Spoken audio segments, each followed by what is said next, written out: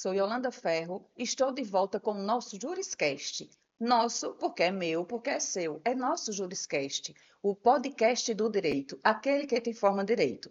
Diretamente da Tribuna Mix e da TV Rádio Web, nós temos uma pauta hoje muito importante que foi criada através das perguntas de algumas pessoas que nos acompanham.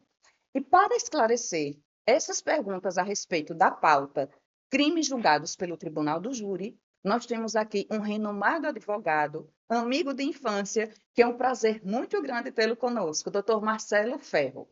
Doutor Marcelo, é um prazer enorme recebê-lo aqui. Estar aqui ladeado da vossa pessoa só realmente enaltece o nosso Juriscast. Seja muito bem-vindo. Olá, Yolanda. Olá a todos que acompanham aqui o podcast. Para mim é uma satisfação, Yolanda, estar aqui, poder acompanhar todos e poder tirar dúvida de todos aqui com vocês. Que coisa boa, doutor Marcelo. Seja mais uma vez Obrigado. muito bem-vindo. E a nossa pauta, ela está instigante porque foi uma pauta criada da necessidade dos nossos ouvintes, para que nós possamos esclarecer quais são os crimes que são julgados pelo Tribunal do Júri. Porque às vezes as pessoas questionam sobre esses crimes e também apresentam uma dúvida em relação aos crimes que são julgados pela Justiça Comum. O senhor poderia esclarecer esse ponto? Então, realmente isso é uma dúvida, Yolanda, de muitos, em saber quais os crimes que vão para o Tribunal do Júri, porque muitos dos cidadãos eles acham que todos os crimes são julgados pelo Tribunal do Júri, ou seja, qualquer crime ele vai para o Tribunal do Júri, não. São somente os crimes que a gente chama os crimes dolosos contra a vida, o homicídio, o infanticídio, o suicídio e o aborto. Esses crimes dolosos, para que as pessoas possam compreender, são aqueles crimes que você realmente tem aquele intuito, aquele objetivo de realmente chegar àquele fim. Exato. Os crimes dolosos, quando chamam dolosos, é para diferenciar o crime doloso com o crime culposo. O crime doloso é aquele crime que eu tive a intenção de praticar o crime. O crime culposo, como a doutrina explica, é aquele que não há a intenção, mas há a culpa. Quer seja ele tentado ou então Consumado no crime doloso. como, por exemplo, a tentativa de A homicídio. de homicídio. Então, ou seja, no Tribunal do Júri ele julga tanto os crimes dolosos na forma tentada ou na forma consumada. Agora, na forma tentada há uma diminuição da pena. Aí tem a questão da particularidade de algum caso, para ver quais são as atenuantes para a diminuição da pena. Exato. Aí, dependendo da situação do caso, o juiz vai verificar as atenuantes. Doutor Marcelo, todos esses crimes que o senhor falou aqui, eles apresentam particularidades em relação à circunstância do crime. Para que as pessoas que estão nos acompanhando, nos ouvindo, para que elas consigam compreender o que é a circunstância do crime, são as situações que são criadas para a realização daquele crime. Isso. Existem alguns crimes que o crime existe, o crime acontece. Tudo leva a crer que aquela pessoa praticou aquele crime, mas a pessoa que praticou aquele crime por alguma circunstância, ela não vai responder por aquele crime. O que ocasionaria isso? Então, Yolanda, vamos lá. É o que a gente chama de excludente de ilicitude. O Código Penal, ele narra o estado a legítima defesa, o instinto de cumprimento do dever legal, o estado de necessidade. São situações em que o agente, o réu, ele pratica o crime, mas aí ele pratica o crime, mas ele é isento do crime por alguma circunstância. Então, ou seja, o crime existiu, a autoria existiu, mas aí o juiz, ao analisar, ele vai analisar em que circunstância existiu para que o réu seja absolvido. Doutor Marcelo, o senhor poderia nos dar um exemplo? Sim, eu dou como exemplo o caso do infanticídio, que é a mulher, por questões hormonais ou questões psicológicas, ela acaba praticando o crime com o seu próprio, a sua própria criança e por essas influências, ela tem a sua absolvição, que é chamada absolvição imprópria, e o julgador, o órgão julgador, ele absolve por essas questões, por essas questões onde ela tem essa absolvição, levando em consideração não o crime, mas sim as condições em que levou a mesmo praticar o crime. As circunstâncias circunstância. daquele crime, não é? Para que nós possamos deixar claro para as pessoas que estão nos acompanhando as diferenças entre as situações que levam ao crime. Por mais que o resultado seja morte, existem umas particularidades. Exato. Doutor Marcelo, já que nós estamos falando com essa pauta voltada para o Tribunal de Júri, do júri, o senhor poderia nos informar como funciona o Tribunal Então, do Júri? o Tribunal do Júri, ele é um órgão do Poder Judiciário, onde ele é composto por um juiz togado, 7 jurados, que são pessoas do povo. Esses 7 jurados, eles são sorteados de uma lista de 25 pessoas sorteadas, a acusação, que é o órgão do Ministério Público, e a defesa, que é o advogado ou o defensor público. É lido a peça acusatória.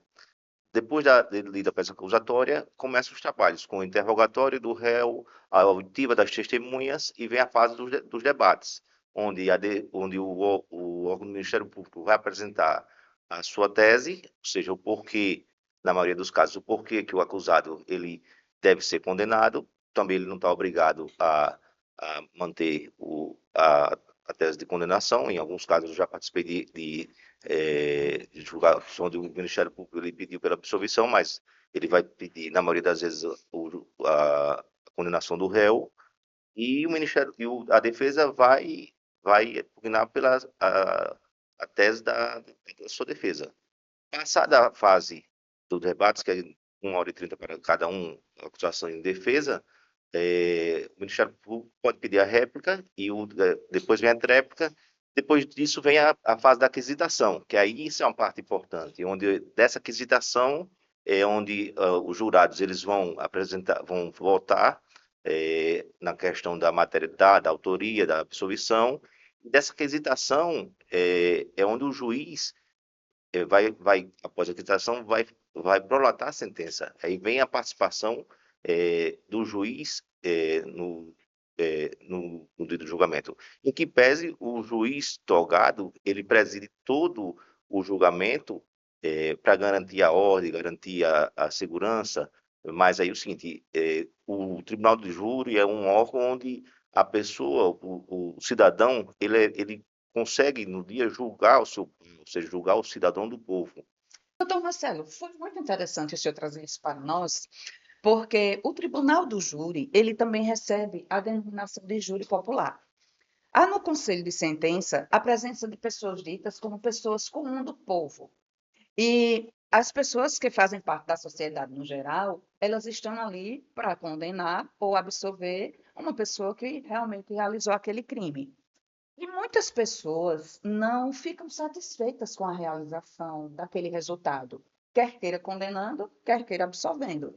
As pessoas chegam até a falar, a externar: a pessoa não entende nada de direito e está ali no meio daquele julgamento. Então, como isso poderia acontecer? O que o senhor poderia falar em relação a isso? Então, Yolanda, a gente fala que é um júri, que é o júri popular, porque na verdade é um momento em que o cidadão, a pessoa do povo, ele é trazida para um órgão do Poder Judiciário, que é o Tribunal do Júri, e ele vai poder julgar o seu par. Mas aí é o seguinte, não é necessário que ele tenha um conhecimento do direito. Na verdade é o seguinte, um órgão tão dinâmico, ou seja, é uma sessão tão dinâmica, que é o seguinte, no momento da aquisitação, ou seja, após a explanação da tese do Ministério Público, após a explanação da defesa, no momento que ele vai responder às perguntas da aquisitação, se torna tão dinâmico que aí é o seguinte, qualquer pessoa do povo, como a gente diz, ele consegue responder e consegue verificar, mediante as teses do Ministério Público e da defesa, e responder se de fato o réu praticou o crime, e se praticou o crime deve ser acusado ou condenado, ou se praticou o crime e deve ser absolvido ou não praticou o crime. Uhum. Existe essa possibilidade Existe. também, né? Porque Existe. os indícios não levam a crer que seja aquela pessoa que Existe, realizou porque aquele aí crime. Não existem provas suficientes. existe, que seria a Então, negativa da autoria. tem a questão do direito que É muito melhor você absolver uma pessoa que não tem condições de realmente comprovar que ele realizou o crime do que condenar um inocente. É a teoria do indúbio pro réu, ou seja, na dúvida, julgar a favor Julgar do a favor réu. do réu, Exato. né? Doutor Marcelo, por representar a vontade do povo, a sociedade, o legislador apresentou uma cautela em relação à presença do juiz, o magistrado, que ele está ali presidindo o tribunal do júri. Qual a importância do magistrado ali, já que ele não decide, ele só vai acatar o que o conselho de sentença decidiu? Essa é uma pergunta que muitos clientes me fizeram, muitos clientes e colegas e alunos também já me fizeram, é, por, é, porque na maioria das vezes, vê o juiz togado, parado, assistindo a sessão e pergunto, de fato, qual seria a importância. E eu digo que, na verdade, sim, a importância do juiz, ele está ali garantindo a ordem da sessão, que ele ali está conduzindo os trabalhos, ele ali não deixa de ser a autoridade máxima durante a sessão, mas quem vai condicionar, quem vai apresentar e quem vai julgar de fato e de direito o réu é o júri, é o conselho de sentença. Mas o papel do juiz togado ali seria o seguinte, seria para representar, conduzir e manter a ordem do tribunal durante a sessão. Então, ele vai é essencial É a essencial, não, presença é dele ali. essencial. Ele vai estar garantindo a ordem e com que o procedimento também siga à Perfeito, risca. perfeito. E no final, após a aquisitação e a votação do tribunal do júri, é o juiz togado que vai prolatar a sentença. Ele é quem, de acordo com a decisão do Conselho de Justiça, vai determinar quanto tempo aquela pessoa vai ficar cumprindo pena, ou então declarar e fazer com que os trâmites da absolvição sejam Da realizados. absolvição, exato. Doutor Marcelo, há uma outra polêmica também em relação a casos de julgamento que chocam a sociedade. É uma situação muito delicada para a gente lidar quando essas coisas acontecem. Há como, por exemplo, feminicídio, estupro, crime contra incapazes, quer sejam menores ou idosos, até pessoas que estão em estado de uso de entorpecentes, que não respondem por si próprio, estão de forma inconsciente. Então, às vezes a população ela não fica satisfeita quando aquele crime é realizado e chega ao óbito daquela vítima nessa situação, nessa circunstância. Então, como resultado do júri, vindo uma condenação que a sociedade não acha que seja adequada, porque também não estava ali para julgar, também não acompanhou as investigações. Então, em relação a essa insatisfação da sociedade, o senhor poderia falar alguma coisa? Então, é comum a sociedade ela manter seu posicionamento, certo? Até porque é o seguinte, a sociedade ela vai se deixar também se levar pela mídia, vai ter o seu grau de acompanhamento em relação ao caso, mas aí é o seguinte, o tribunal do júri, ele não está obrigado a ir de encontro com o que determina a sociedade. Ele vai, o tribunal do júri, é o seguinte, ele tem um livre convencimento, ele vai jogar de acordo com as provas. Há casos que, na verdade, sim, a gente já observou que o tribunal do júri, ele julgou totalmente fora da linha de raciocínio, fora das provas apresentadas, e aí, outra situação que não viu, a não ser realmente recorrer da sentença que foi prolatada.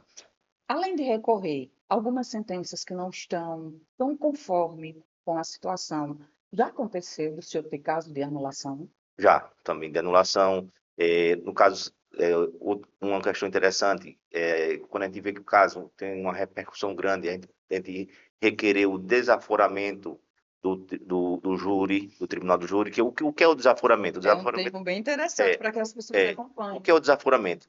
Quando é um caso que a mídia, ela, um caso bastante falado na mídia, a gente requer ao juiz que haja o desaforamento. O que é o desaforamento? É a retirada entre outras palavras, retirada daquele caso do julgamento daquela comarca para que seja julgado em outra comarca e garantir a imparcialidade e até a segurança de das pessoas que vão ser participar do tribunal do júri e até mesmo do réu.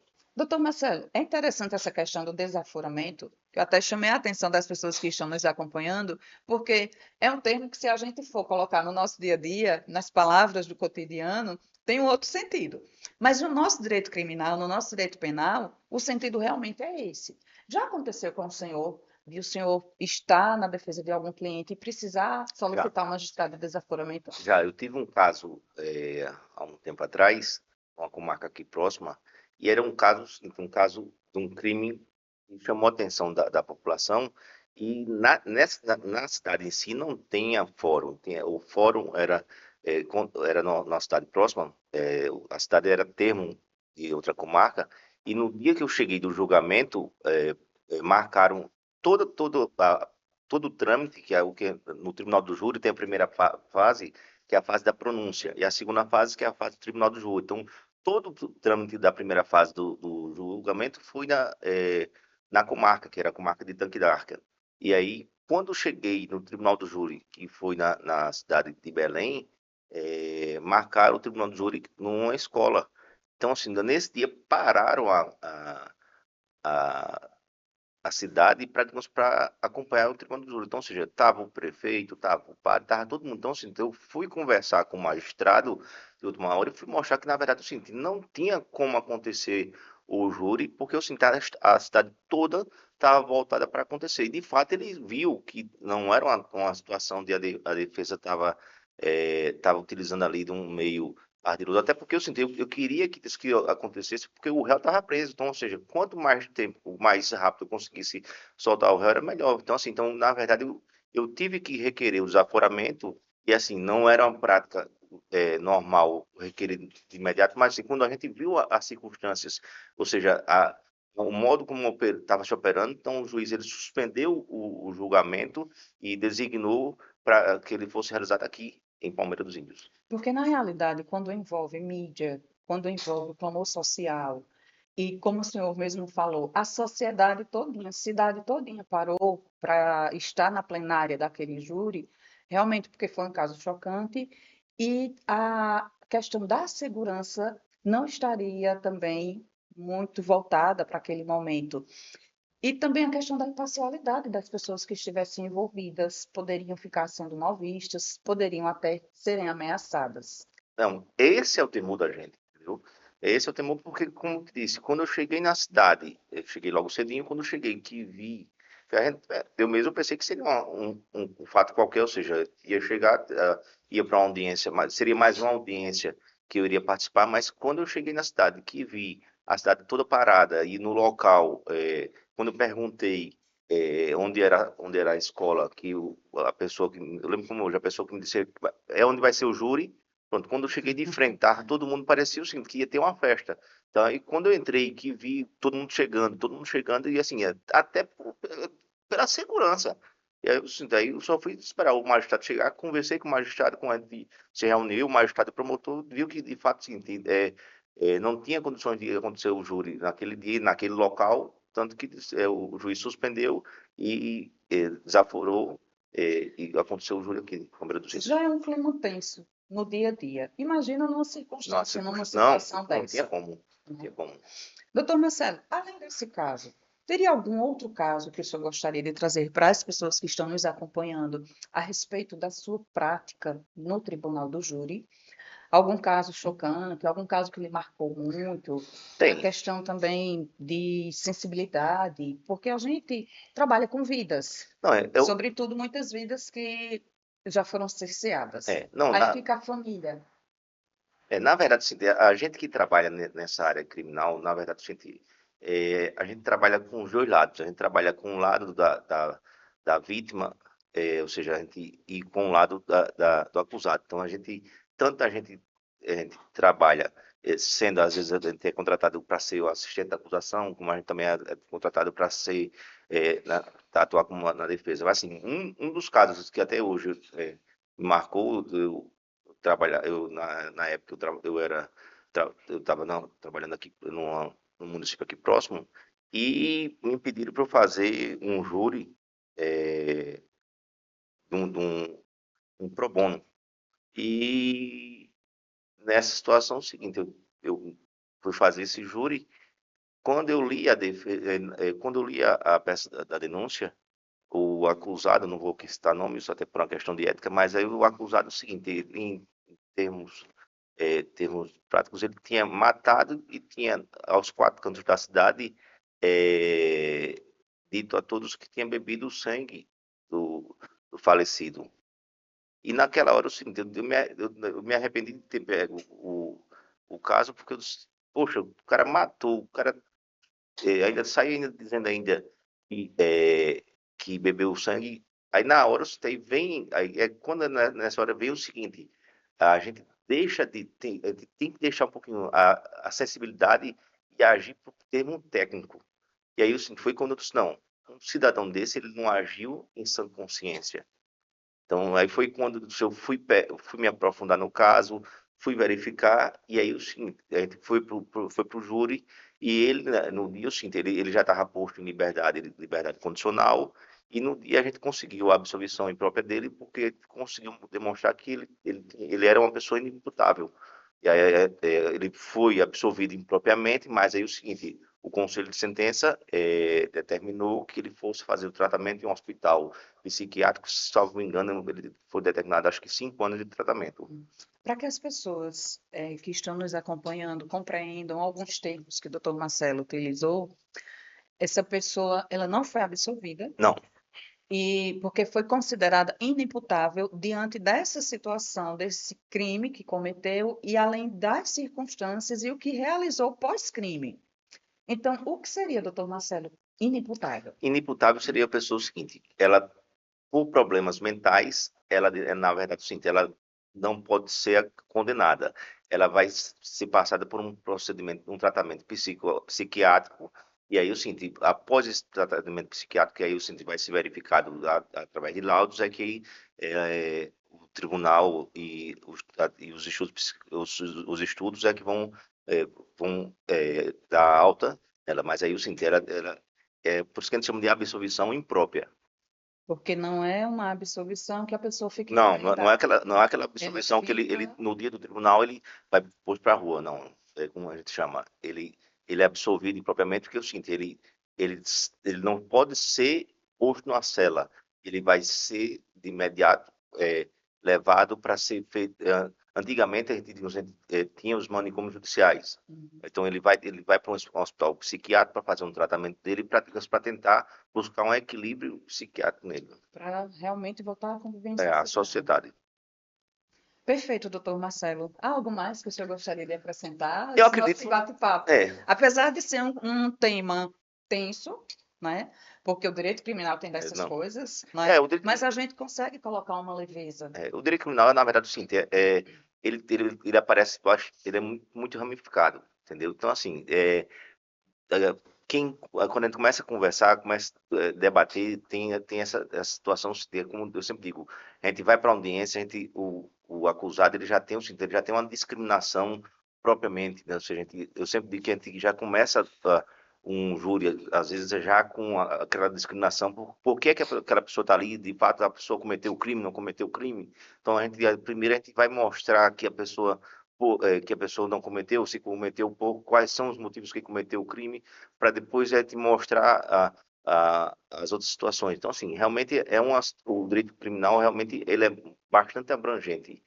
Para quem gosta, bastante interessante. O que o senhor diria para as pessoas que estão enveredando, sobretudo para as pessoas que estão na academia, querendo ingressar no mercado de Não, trabalho, a respeito da temática do direito não. criminal? É um ramo de direito interessante e que eu digo a você o seguinte,